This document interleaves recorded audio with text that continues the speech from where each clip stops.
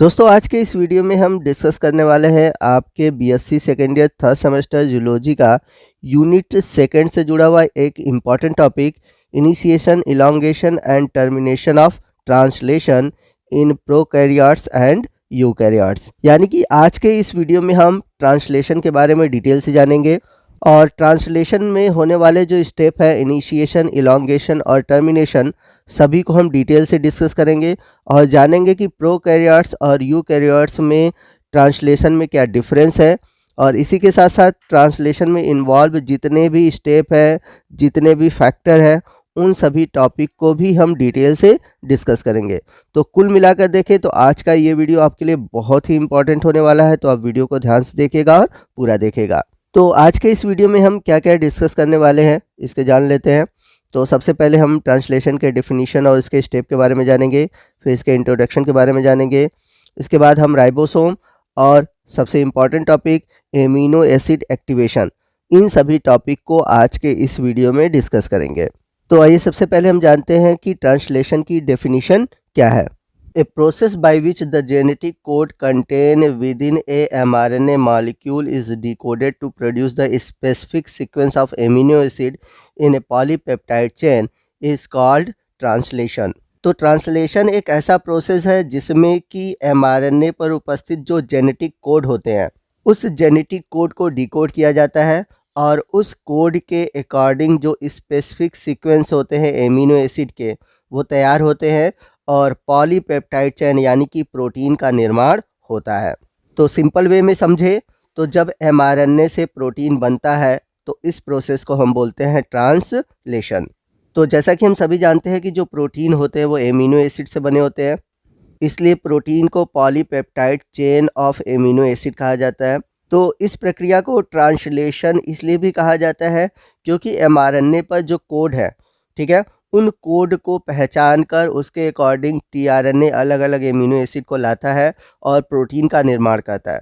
तो यहाँ पर आप देखेंगे तो mRNA का जो कोड है वो टीआरएनए के द्वारा क्या होता है, डिकोड होता है। एक तरह से हम कह सकते हैं कि mRNA के कोड के अनुसार टीआरएनए उसको ट्रांसलेट करता है, इसलिए इस प्रोसेस को हम बोलते हैं ट्रांसलेशन। अब यदि हम बात करें ट्रांसलेशन के स्टेप की, यानी कि ट्रांसलेशन कितने स्टेप में होता है, तो जनरली आपको ट्रांसलेशन में 3 स्टेप देखने को मिलेंगे, इनिशिएशन इलॉन्गेशन और टर्मिनेशन।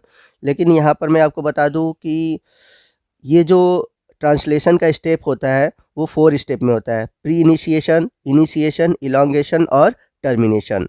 तो आज के इस वीडियो में हम प्री इनिशिएशन के बारे में जानेंगे, उसके साथ ही साथ राइबोसोम और एक्टिवेशन ऑफ टीआरएनए के बारे में जानेंगे। इसके अलावा जो बचे हुए टॉपिक हैं इनिशिएशन इलॉन्गेशन और टर्मिनेशन, उन्हें हम अगले पार्ट में डिस्कस करेंगे। तो प्री इनिशिएशन में होता क्या है कि राइबोसोम, टीआरएनए और जितने भी इनिशिएशन फैक्टर हैं वो सभी तैयार हो जाते हैं इनिशिएशन स्टेप के लिए। तो यहाँ पर सबसे पहले हम कुछ चीज़ें जान लेते हैं राइबोसोम के बारे में। राइबोसोम में खासकर हम जानेंगे उसके 3 जो साइट है ई, पी और ए, इनके बारे में जानेंगे क्योंकि आगे इस टॉपिक की हमें ज़रूरत पड़ेगी। तो आइए सबसे पहले हम बात करते हैं राइबोसोम की। तो राइबोसोम क्या है? The ribosome is the site of protein synthesis, यानी कि यहीं पर प्रोटीन का सिंथेसिस होता है। Protein synthesis is not only quite accurate but also very rapid. In E coli synthesis occur at rate of at least 900 residue पर minute, while in eukaryotic translation is slower than 100 residue पर minute. तो अगर हम prokaryotic cell E coli की बात करें तो इसमें 900 रेजिड्यू पर मिनट सिंथेसिस होता है प्रोटीन का, जबकि अगर हम बात करें यूकैरियोटिक के केस में तो इसमें स्लोअर है, यानी कि प्रोटीन के 100 रेजिड्यू बनते हैं पर मिनट में। तो जैसा कि हम सभी जानते हैं कि प्रोकैरियोटिक सेल में 70S राइबोसोम पाया जाता है और यूकैरियोटिक सेल में 80S और 70S दोनों तरह के राइबोसोम पाए जाते हैं। तो 70S राइबोसोम में 2 सब यूनिट होते हैं, 30S और 50S। तो जो 30S सब यूनिट होता है वो बना होता है 16S आरएनए और 21 राइबोसोमल प्रोटीन से, और जो दूसरा लार्जेस्ट सब यूनिट है जो कि 50S है, तो 50S जो सब यूनिट है ये बना होता है 23S आरएनए से, 50S आरएनए से, और इसके अलावा 34 राइबोसोमल प्रोटीन होते हैं। वहीं हम बात करें यूकैरियोटिक राइबोसोम की जो कि 80S होता है, इसमें जो स्मॉलेस्ट सब यूनिट होता है वो होता है 40S और लार्जेस्ट सब यूनिट होता है वो होता है 60S। तो ये किससे मिलकर बने होते हैं, ये सभी दिए हुए हैं, आप इनको देख सकते हैं और अपने नोट्स में इसको मेंशन कर लीजिएगा। और यदि आप चाहते हैं कि मैं राइबोसोम पर एक अलग से वीडियो बनाऊं तो प्लीज़ कमेंट करके बताइएगा, मैं राइबोसोम पर डिटेल में एक अलग से वीडियो बना दूंगा। यहाँ पर इस वीडियो में हम राइबोसोम से जुड़े वही टॉपिक डिस्कस करेंगे जिसका यूज़ हमें ट्रांसलेशन में करना है। तो यहाँ पर हम डिस्कस करने वाले हैं कि जो 70S राइबोसोम है या फिर 80S राइबोसोम है, उसमें 3 बाइंडिंग साइट होते हैं टीआरएनए के लिए। कौन कौन से साइट होते हैं, पी साइट, ए साइट और ई साइट। तो ये जो पी साइट होता है इसे हम कहते हैं पेप्टाइडल टीआरएनए बाइंडिंग साइट। तो पी साइट क्या कहता है, यह टीआरएनए के मॉलिक्यूल को होल्ड करता है, that is linked to the growing end of polypeptide chain. और यहीं पर जो पॉलीपेप्टाइड चेन होते हैं वो आपस में जुड़ते रहते हैं और प्रोटीन का निर्माण करते हैं। अगला जो साइट है वो है ए साइट, जिसे हम amino acid tRNA binding site कहते हैं। तो जैसा कि आप फिगर में देख सकते हैं, यहाँ पर ए साइट होता है, यहाँ पर पी साइट होता है और यहाँ पर ई साइट होता है। तो ए साइट क्या कहता है, ये क्या कहता है कि जो आने वाली टीआरएनए यानी कि जो इनकमिंग टीआरएनए है उनको होल्ड करता है। तो आपको बता दें, ये जो आने वाले टीआरएनए होते हैं ये चार्ज टीआरएनए होते हैं जिनके ऊपर एमिनो एसिड होते हैं। या फिर आप इस तरह से भी कह सकते हैं कि यहाँ पर जो एक्टिवेटेड टीआरएनए हैं वे आते हैं। नेक्स्ट है ई साइट। तो ई साइट को हम एग्जिट साइट भी कहते हैं। तो ई साइट क्या कहती है, जो डी एसाइलेटेड टीआरएनए है यानी कि ऐसे आरएनए हैं जिसपे कि एमिनो एसिड नहीं होता, उन्हें बाहर की ओर निकालते चलता है। तो डी एसाइलेटेड टीआरएनए वे टीआरएनए होते हैं जो कि अपना एमिनो एसिड प्रोटीन फार्मेशन में दे देते हैं। तो प्रोटीन फार्मेशन में जब एमिनो एसिड दे देते हैं तो उनके पास कोई भी एमिनो एसिड नहीं रहता, तो ये जो टीआरएनए होते हैं बाहर निकल जाते हैं ई साइट से। आइए नेक्स्ट हम बात करते हैं एक्टिवेशन ऑफ एमिनो एसिड की। बहुत इंपॉर्टेंट टॉपिक है और आपको बता दें कि ये आपके BSc second year third semester zoology के यूनिट सेकेंड में अलग से पढ़ना भी है। यहाँ पर आप देख सकते हैं कि लिखा हुआ है amino acylation of tRNA, tRNA identity, amino acyl tRNA synthetase, ये एंजाइम है, इसके बारे में पढ़ना है। तो activation of amino acid, amino acylation of tRNA से जुड़ा हुआ टॉपिक है। तो आइए समझते हैं कि एमिनो एसाइलेशन ऑफ टीआरएनए क्या होता है। तो सबसे पहले हम बात करते हैं टीआरएनए की। तो टीआरएनए को हम बोलते हैं ट्रांसफ़र आरएनए। तो हमारे शरीर में ट्रांसफ़र आरएनए का मुख्य काम होता है ट्रांसलेशन में भाग लेना। अब बात आती है कि ट्रांसलेशन होता क्या है। तो जैसा कि मैंने प्रीवियस वीडियो में आपको सेंट्रल डोग्मा के बारे में बताया था और बताया था कि डीएनए से एमआरएनए बनता है और एमआरएनए से बनता है प्रोटीन, और ये जो प्रोटीन होता है हमारे बॉडी में फंक्शन को मीडिएट करता है। तो जब डीएनए से डीएनए बनता है यानी कि डीएनए अपने अमाउंट को डबल करता है तो उस प्रोसेस को हम बोलते हैं रिप्लिकेशन। और जब डीएनए से आरएनए बनता है तो उसको हम बोलते हैं ट्रांसक्रिप्शन। और जब आरएनए से प्रोटीन बनता है तो उसको हम बोलते हैं ट्रांसलेशन। तो यहाँ पर हम बात कर रहे हैं ट्रांसलेशन की, यानी कि आरएनए से प्रोटीन का बनना। तो आरएनए से प्रोटीन कैसे बनता है, तो जैसा कि मैंने प्रीवियस वीडियो में बताया था कि एमआरएनए पर जो सीक्वेंस होते हैं न्यूक्लियोटाइड को, उसको हम बोलते हैं कोडॉन। तो यदि हम टीआरएनए के स्ट्रक्चर को देखें, इस स्ट्रक्चर को हम बोलते हैं कोलिवर लीफ मॉडल। तो इसके नीचे वाली जो आर्म है इसको हम बोलते हैं एंटी कोडॉन लूप। तो इसे क्यों बोला जाता है, क्योंकि जो एमआरएनए पे कोडॉन होते हैं उनका कम्प्लीमेंट्री इनके पास होता है, जिसे हम बोलते हैं एंटी कोडॉन लूप। तो टीआरएनए का काम क्या होता है कि ये कोडॉन के हिसाब से जो एमिनो एसिड है उनको लेकर आता है, और ये जो एमिनो एसिड होते हैं यहीं पर जुड़ते हैं। तो सबसे पहला जो होता है वो होता है मेथियोनिन। इस तरह से टीआरएनए क्या करता है, अलग अलग एमिनो एसिड को लेकर आता है और सभी एमिनो एसिड आपस में पेप्टाइड बॉन्ड द्वारा जुड़ते जाएंगे और फॉर्मेशन करेंगे प्रोटीन का। तो इस तरह से जो टीआरएनए है ट्रांसलेशन के द्वारा प्रोटीन सिंथेसिस में मदद करता है। तो यहाँ पर हमें बात करनी है एमिनो एसाइलेशन की। तो आपको बता दें कि एमिनो एसाइलेशन एक ऐसा प्रोसेस है जिसमें कि एमिनो एसिड से टीआरएनए जुड़ता है। तो एमिनो एसिड का स्पेसिफिक टीआरएनए के ऊपर जुड़ना कहलाता है एमिनो एसाइलेशन।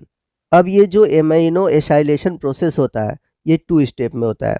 तो सबसे पहला प्रोसेस है कि जो एमिनो एसिड है वो एटीपी से जुड़ता है। ठीक है, तो सबसे पहले स्टेप में एमिनो एसिड एटीपी से जुड़ता है। तो जैसा कि हम सभी जानते हैं कि एटीपी जो होता है एनर्जी का बंडल होता है, और जब ये एमिनो एसिड से जुड़ता है तो एमिनो एसिड जो होते हैं वो चार्ज हो जाते हैं। अब ये जो चार्ज्ड एमिनो एसिड है, अब ये किससे जुड़ते हैं? स्पेसिफिक टीआरएनए के ऊपर, यानी कि अलग अलग जो 20 एमिनो एसिड है उनके लिए स्पेसिफिक अलग अलग टीआरएनए होते हैं। और आपको बता दें कि ये जो प्रोसेस होता है एक एंजाइम द्वारा कैटेलाइज होता है, यानी कि जो चार्ज एमिनो एसिड है वो टीआरएनए से जुड़ता है तो उसके लिए एक एंजाइम की ज़रूरत होती है और उसका नाम है एमिनो एसाइल टीआरएनए सिंथेटेज। तो ये जो एंजाइम है ये हेल्प करता है चार्ज एमिनो एसिड को टीआरएनए से जुड़ने में। अब इस तरह से जो टीआरएनए बनता है उसे हम बोलते हैं एक्टिवेटेड टीआरएनए या फिर चार्ज्ड टीआरएनए। तो ये था हमारा एमिनो एसाइलेशन का प्रोसेस टीआरएनए के अंदर। तो आइए एमिनो एसाइलेशन ऑफ टीआरएनए के जो दोनों स्टेप हैं इनको डिटेल से समझते हैं। जैसा कि मैंने ऊपर बताया था कि जो एमिनो एसाइलेशन होता है वो एक एंजाइम द्वारा कैटेलाइज किया जाता है जिसको हम बोलते हैं एमिनो एसिल टीआरएनए सिंथेटेज। तो एमिनो एसाइलेशन का जो पहला स्टेप है वो है एडिनाइलेशन। तो जैसा कि मैंने बताया था कि इसमें जो एमिनो एसिड होता है वह एटीपी के साथ रिएक्ट करता है और जैसा कि हम सभी जानते हैं कि एटीपी में एक एडिनोसिन और 3 फास्फेट समूह होते हैं, जैसा कि आप यहाँ पर स्ट्रक्चर में देख सकते हैं। तो अगर आपने एटीपी का स्ट्रक्चर नहीं पढ़ा है तो मैं आपको यहाँ पर समझा देता हूँ। तो जो एटीपी होता है उसमें एक एडेनिन समूह, एक राइबोस और 3 फास्फेट समूह होते हैं और जब एडेनिन राइबोस से जुड़ता है तो उसको हम बोलते हैं एडिनोसिन। यहाँ पर आप देख सकते हैं कि ये दोनों जुड़े हुए हैं तो यहाँ पर लिखा है एडिनोसिन। अब जब एडिनोसिन में एक फास्फेट जुड़ता है तो उसको हम बोलते हैं एडिनोसिन मोनोफास्फेट। अगर 2 फास्फेट जुड़ता है तो उसको बोलते हैं हम एडिनोसिन डाइफास्फेट और यदि एडिनोसिन में 3 फास्फेट जुड़ते हैं तो उसे हम बोलते हैं एडिनोसिन ट्राईफास्फेट। तो जैसा कि मैंने बताया था कि एमिनो एसिड रिएक्ट करता है एटीपी के साथ और फॉर्मेशन करता है एक्टिवेटेड एमिनो एसिड।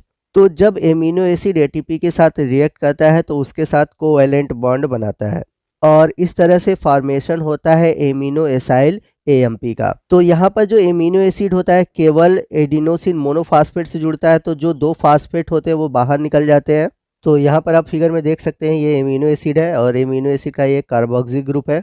तो ये क्या करता है एटीपी के 2 फास्फेट को हटा देता है और जो एडिनोसिन के साथ जुड़ा हुआ फास्फेट समूह है उसके साथ कोवैलेंट बॉन्ड के द्वारा जुड़ जाता है और इस तरह से फॉर्मेशन होता है एडिनाइलेटेड एमिनो एसिड का या फिर जिसे हम एमिनो एसिल एएमपी भी कहते हैं।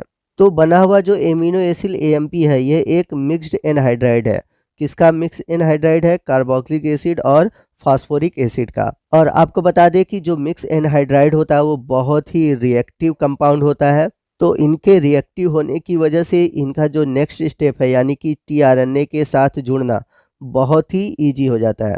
तो अब एमिनो एसिल एएमपी जो है वो सेकंड स्टेप में जाता है और जुड़ता है टीआरएनए से। तो कैसे टीआरएनए से जुड़ता है इसको समझते हैं। तो फर्स्ट स्टेप में बना हुआ जो एमिनो एसिल एएमपी है अब वो टीआरएनए के साथ जुड़ेगा और बनाएगा एमिनो एसिल टीआरएनए और जो एमिनो एसिल के साथ जुड़ा हुआ एएमपी होता है वो अलग हो जाता है और इस तरह से फॉर्मेशन होता है एमिनो एसिल टीआरएनए का। तो इस तरह से टीआरएनए और एमिनो एसिल के बीच एस्टर लिंकेज का फॉर्मेशन होता है। तो एमिनो एसिल का जो अटैचमेंट है वह या तो तीसरे हाइड्रोक्सिल ग्रुप से होता है या फिर दूसरे हाइड्रोक्सिल ग्रुप से होता है टीआरएनए के राइबोस शुगर के साथ। अब ये जो एमिनो एसिड है वह टीआरएनए के राइबोस के कौन से हाइड्रोक्सिल समूह से जुड़ेगा, यानी कि दूसरे से जुड़ेगा या फिर तीसरे से जुड़ेगा, इसका जो डिसीजन है इसका डिसीजन करता है एमिनो एसाइल टीआरएनए सिंथेटेज। तो इसका रीज़न ये है कि जो एमिनो एसाइल टीआरएनए सिंथेटेज है इसकी 2 क्लासेस पाई जाती हैं, एक है क्लास 1 और दूसरा है क्लास 2। तो जो क्लास 1 है यह लोड करता है एमिनो एसिड को दूसरे हाइड्रोक्सिल ग्रुप पर और जो कि क्लास 2 है यह लोड करता है एमिनो एसिड को तीसरे हाइड्रोक्सिल ग्रुप पर।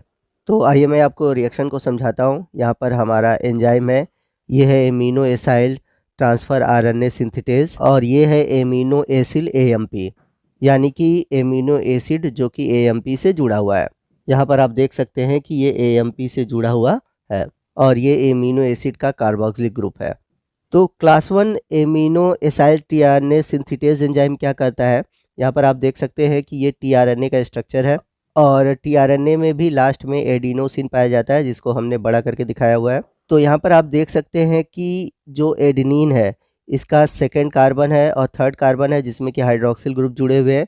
तो क्लास 1 क्या करता है, जो एमिनो एसाइल AMP था उसके कार्बोक्सिलिक ग्रुप को इस सेकंड वाले हाइड्रोक्सिल समूह से जोड़ता है और AMP को बाहर निकाल देता है। तो इस तरह से आप देख सकते हैं कि जो AMP है वो बाहर निकल गया और ये जो एमिनो एसिड का कार्बोक्सिलिक ग्रुप है वो सेकंड हाइड्रोक्सिल ग्रुप पर जुड़ गया। तो यहाँ पर नीचे आप ये स्ट्रक्चर देख सकते हैं।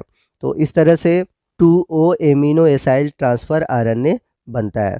तो 2O इसलिए लिखा है क्योंकि ये सेकंड नंबर के ऑक्सीजन से जुड़ा हुआ है। अब ये जो class 2 amino acyl transfer RNA synthetase है, ये क्या करता है? ये करता क्या है कि जो एमिनो एसिड AMP है उसको tRNA के तीसरे हाइड्रोक्सिल ग्रुप से जोड़ता है। तो जैसा कि पीछे हमने देखा था कि एमिनो एसिड का जो कार्बोक्सिल ग्रुप है वो जुड़ता है और जो AMP होता है वो अलग हो जाता है। तो यहाँ पर भी वैसे ही AMP अलग हो जाएगा और जो एमिनो एसिड का कार्बोक्सिल ग्रुप है वो थर्ड नंबर के tRNA के हाइड्रोक्सिल ग्रुप से जुड़ेगा और इस तरह से बनेगा 3O एमिनो एसिड tRNA। तो यहाँ पर आपको बता दें कि जो 2O amino acid transfer RNA है वह 3O amino acid transfer RNA में बदल सकता है और इस प्रोसेस को हम बोलते हैं ट्रांसएस्टरीफिकेशन, यानी कि सेकंड वाला डायरेक्ट थर्ड में बदलता है तो ये प्रोसेस कहलाता है ट्रांसएस्टरीफिकेशन। तो दोस्तों इसी के साथ हमारा आज का वीडियो जो कि ट्रांसलेशन से जुड़ा हुआ फर्स्ट पार्ट था खत्म होता है। आपको आज का ये वीडियो कैसा लगा कमेंट करके जरूर बताइएगा। वीडियो अच्छा लगा तो वीडियो को लाइक और शेयर करना मत भूलिएगा। मिलते हैं ट्रांसलेशन से जुड़े हुए अगले पार्ट यानी कि सेकंड पार्ट में। तब तक के लिए जय हिंद, जय भारत।